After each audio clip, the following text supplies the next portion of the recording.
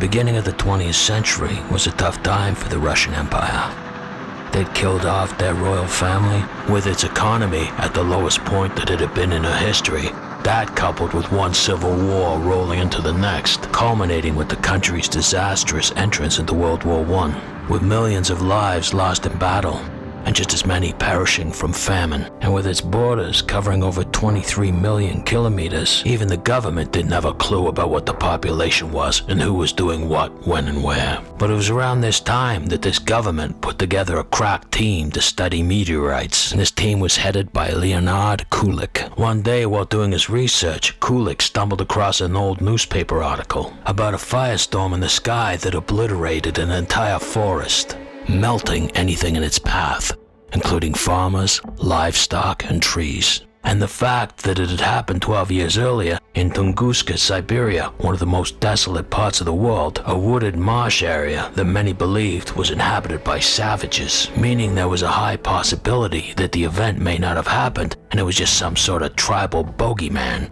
It was after 2 failed attempts in a 7-year span to reach this desolate location that Kulik would find his answer.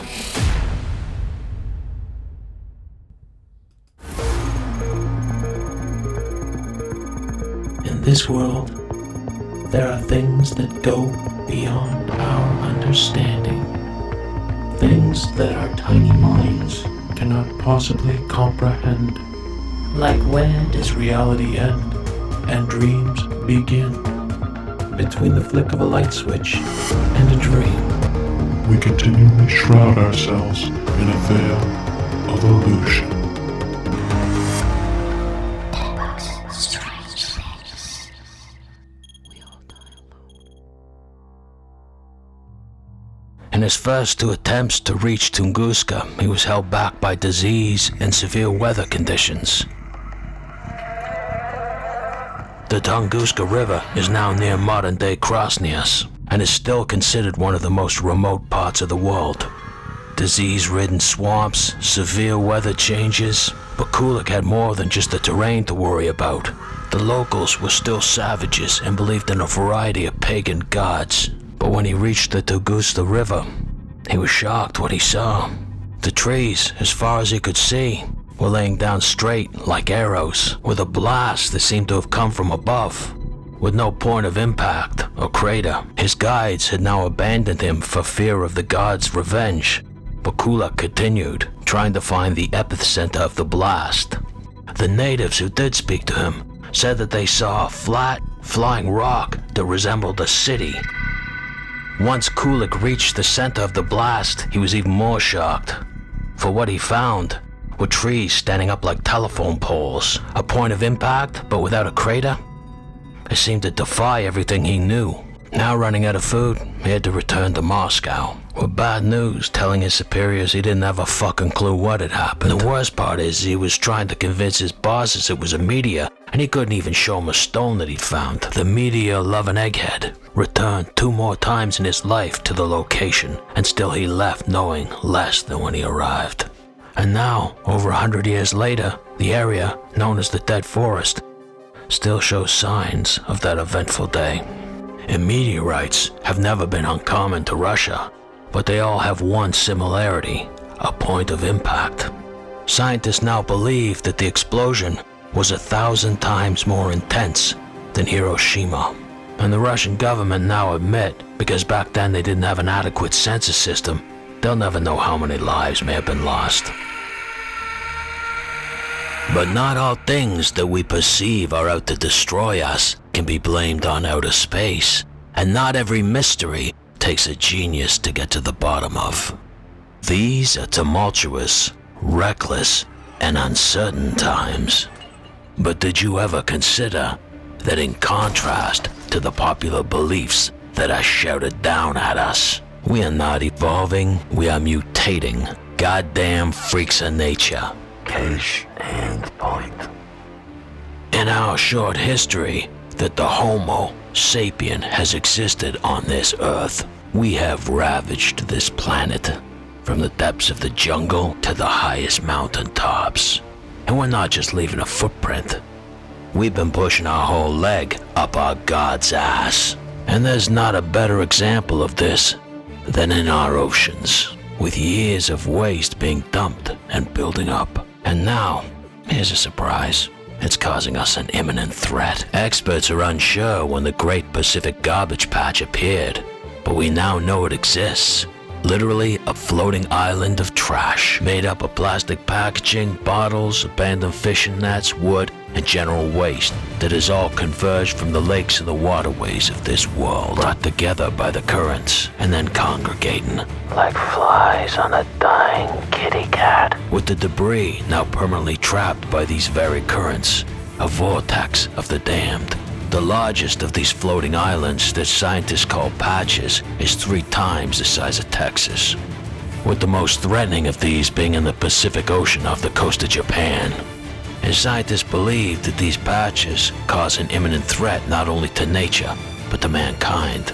Because although plastic does eventually break down, it breaks down into microplastic, with many of the sea life in the area feeding on it, with up to 74% of their diet being the plastics that eventually ends up on our dinner table. Bon appetit, sweetheart. And scientists figure it might be a reason why men have a decline in sperm count. That's why I only eat meat and I got huge balls.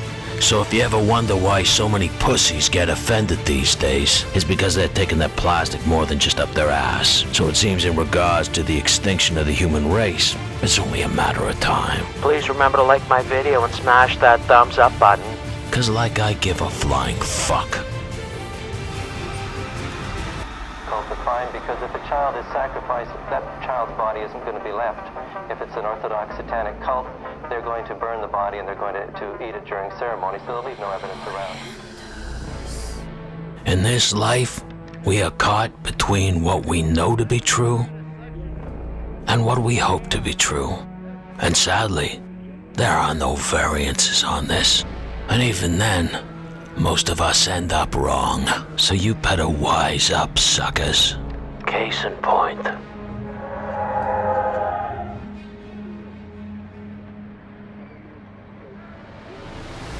Jeanette De Palma enjoyed preaching the word of the Lord. In fact, she figured it were her lot in life. You couldn't finish your Pop-Tart without Jeanette slipping the big man's name into a conversation. But the part of Jersey that she hailed from had a reputation for not being so hospitable to the godly one.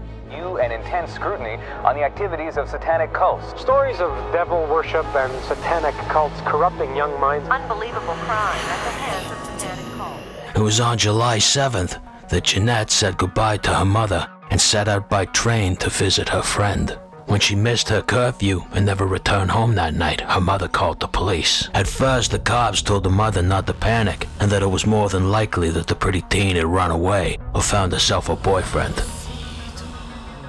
But that was the furthest thing from reality, because it was 6 weeks later that a dog returned to his home to give his owner a gift, a rotted, maggot-eaten arm with red nail polish on its young fingertips. And when New Jersey's finest started poking around, it didn't take them long to figure out who the arm belonged to. And they were horrified what they found, because lying naked, face down in the dirt, looking like a goddamn religious icon, was Jeanette De Palma, her body surrounded by religious iconography and logs in the shape of a coffin, too decomposed for cops to figure out how she died. Her last resting place on the edge of a cliff known as the Devil's Teeth, a spot rumored to be frequented by Satanists to perform their rituals, and now the resting place for a girl barely 16. And although the police pleaded for witnesses, the town fell silent. And to this day, no one knows what happened to the good, God-fearing girl.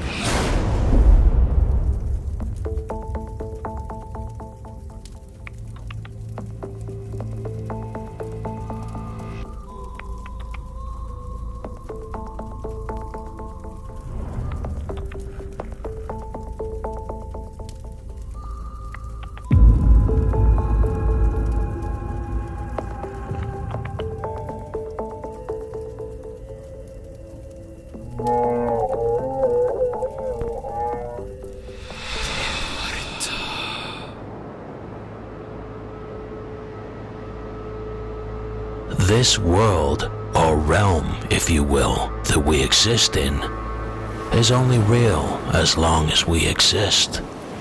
Once we cease to exist, well then it's not real. Case in point. Meet Captain Briggs and his adorable family.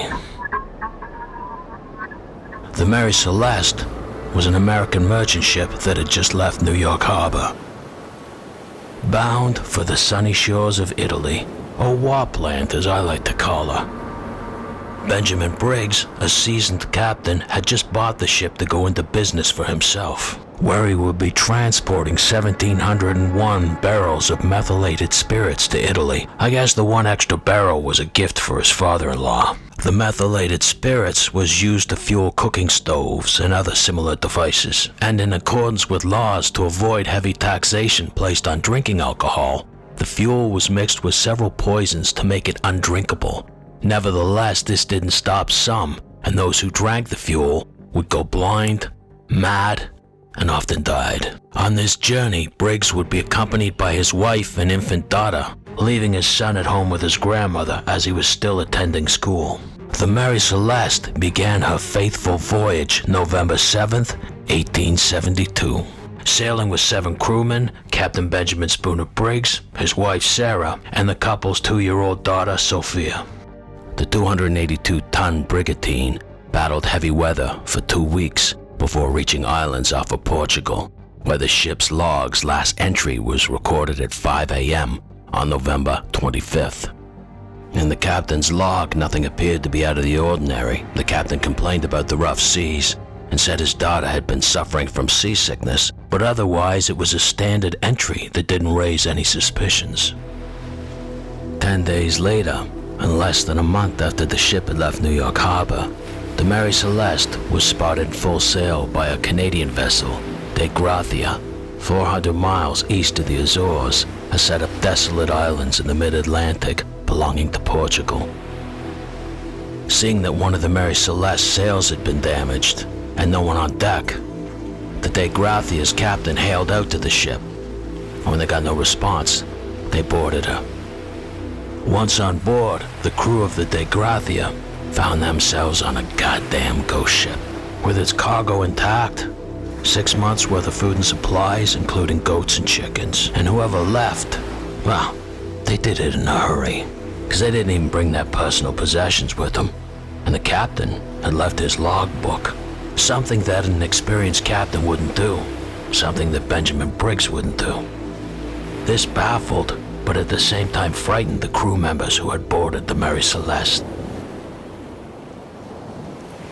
As they further explored the ship, they noticed that one of the water pumps had purposefully been disabled or was broken, and the ship had taken on 3 feet worth of water. When they checked the Mary Celeste's cargo list, it was all there, 1,701 barrels of methylated spirit. Upon closer inspection though, 3 of the barrels were empty. These barrels had been made of oak and not cedar like the rest of them, so it's not impossible that they had leaked, and there was no sign of a fire. And if there were fumes, it wasn't enough to kill the livestock, so it certainly wouldn't have killed any of the crew. So what happened on board the Mary Celeste? Now the De Gracia, according to maritime law, was able to claim salvage rights and a reward on the value of the ship and all its cargo, and proceeded to tow the vessel to the nearest port in Gibraltar. And to this day, the ghost ship, known as the Mary Celeste, is one of the maritime's biggest mysteries. Over the years, there have been several theories by experts. One is that the crew members had been drinking the highly poisonous cargo, and in a state of madness, when confronted by the captain, murdered him and his family, throwing them overboard, then taking a lifeboat to the nearby islands that they could see on the horizon. It was reported that a ripped dress had been found, but also on the captain's door there were marks that resembled an axe and signs of blood, but this theory was never proven. Another theory was a natural disaster and the possibility that the ship had fell foul of a water spout, basically a tornado at sea, which had caused the Celeste to take on water, and because of the broken pump and cargo concealing the lower decks, the captain ordered the ship to be abandoned, believing it was sinking. But if this was the case, Why didn't he bring any supplies? And most importantly, why didn't he bring the logbook? Essential if he needed to claim back the money for insurance. And no reputable captain would climb onto a lifeboat when his ship is still afloat. And now the third, and what many experts believe to be the most plausible of theories. An alcohol explosion. The cargo that the ship was carrying was industrial strength alcohol. And if the crew didn't drink the 3 empty barrels, what happened to it? In the Mary Celeste location, there have been documented severe storms, and due to the porous barrels, noxious alcohol may have escaped, causing a small explosion, leaving the captain to believe that a larger explosion was imminent, but also leaving the possibility that Briggs gave the order for the crew to temporarily abandon ship, loading everyone onto the small lifeboat and attaching it to the ship at a safe distance until the danger passed. But with rough seas and possible waves up to 100 feet tall, it's not impossible that the rope could have come undone, damning the captain, his family, and his crew to the unforgiving immensity of the sea.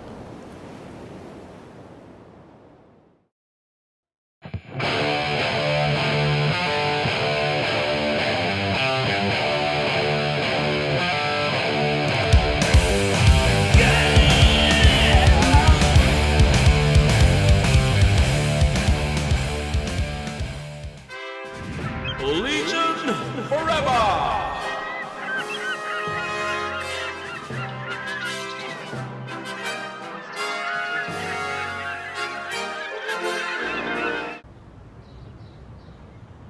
Deadbug says, no more.